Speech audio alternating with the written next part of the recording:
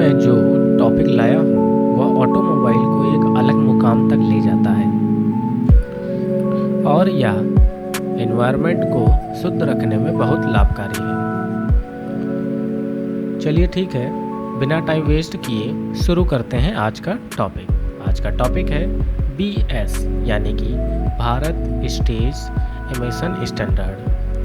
यह ministry of environment, forest and climate change government of India के तहत आता है। इन्हीं के द्वारा डिसाइड होता है कि कब कौन सा BS आएगा। भारत में नॉर्म से पहले मास एमिशन नॉर्म्स चलता था, जो कि 1991 में केवल पेट्रोल व्हीकल पर लागू किया गया और यह 1992 में डीजल 4 व्हीकल्स के लिए भी लागू कर दिया गया। थोड़ा समय बीता और 1995 में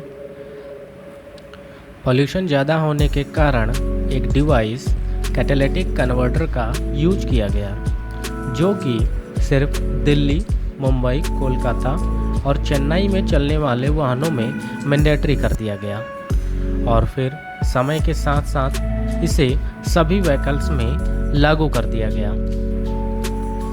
भारत स्टेज की शुरुआत 2000 में यूरोप को देखते हुए भारत स्टेज को लाया गया। यूरोप में इसे VESN यानी कि व्हीकल एमिशन स्टैंडर्ड नॉर्म्स के नाम से जाना जाता है। BS1 की शुरुआत इंडिया में इंडिया 2000 के नाम से हुई, जो कि 4 जगहों पर लागू किया गया, जो कि जगह हैं दिल्ली, मुंबई, कोलकाता एंड चेन्नई। इसी के साथ साथ BS2 यानी कि यूरो 2 इंडिया में 2001 में शुरुआत हुई। फिर इसे 4 शहरों में यानी कि दिल्ली, मुंबई, कोलकाता और चेन्नई में सबसे पहले लागू किया गया और फिर 2003 आते आते यह सभी 4 व्हीलर व्हीकल्स के लिए लागू कर दिया गया।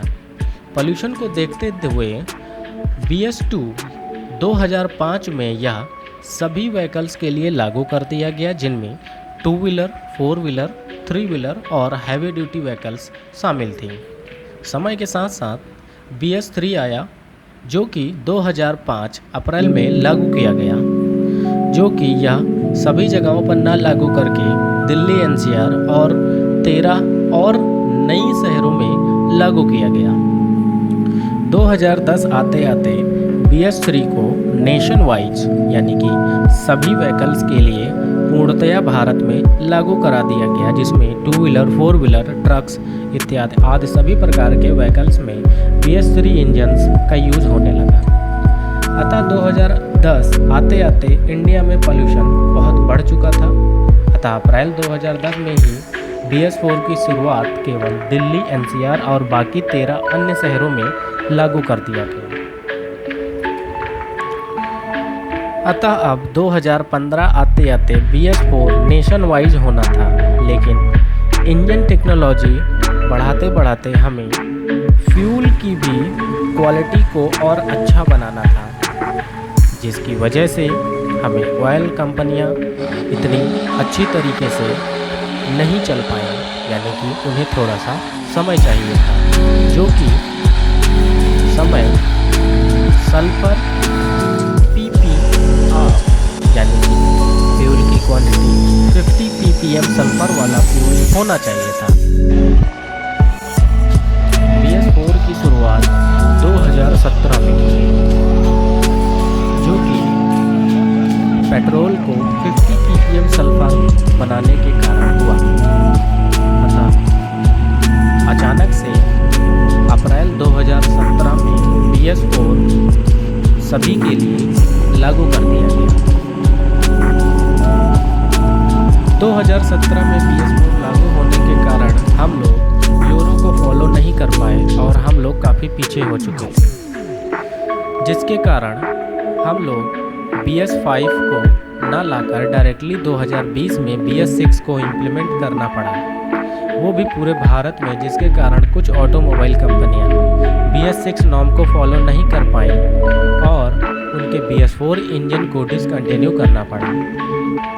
और अब यह समझते हैं कि भारत स्टेज के अंतर्गत हमें क्या फॉलो करना पड़ता है।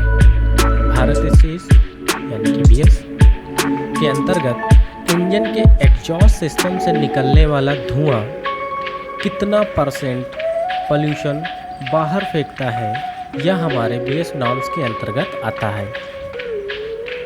अब मोटा मोटा ये समझते हैं कि BS4 और BS6 में क्या डिफरेंस रहता है। हम लोग यह जानते हैं कि BS4 BS6 के बीच में BS5 का एक डिफरेंस है, जो कि BS4 और BS6 के डिफरेंस में काफ़ी ज़्यादा डिफरेंस मात्रा लाएगा, जिसमें हम लोग सल्फर कंटेंट्स पार्ट पर मिलियन डीजल के लिए BS4 में 50 और BS6 में 10 ही रह जाता है, और इसी तरह से पेट्रोल व्हीकल के लिए 50 सल्फर से 10 ही रह जाता है। आशा करते हैं आपको हमारा यह वीडियो पसंद आया होगा। अगर पसंद आया तो वीडियो को लाइक एंड शेयर करें, साथ में वीडियो को सब्सक्राइब करके बेल आइकन बजाएं, जिससे हमारे आगे आने वाली वीडियो आप तक सबसे पहले पहुंचे। इसी तरह के मैकेनिकल से रिलेटेड और ऑटोमोबाइल से रिलेटेड नई नई खबरें आपको हम लाते रहें। इसके लिए आपको सिर्फ चैनल को सब्सक्राइब करना होगा, बस। आशा करते हैं इस कोरोना काल में आप सभी लोग सुरक्षित होंगे।